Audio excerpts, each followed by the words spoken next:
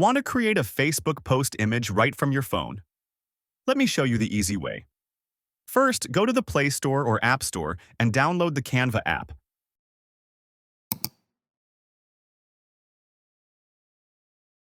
After it installs, open Canva.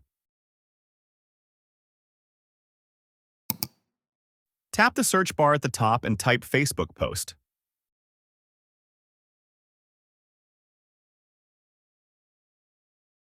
Choose the template that says Facebook post 940x788. Now pick any design you like. Tap the text to change the words.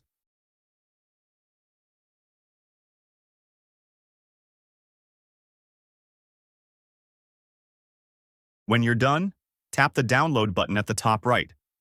Choose PNG for the best quality and save it to your gallery. Now open Facebook,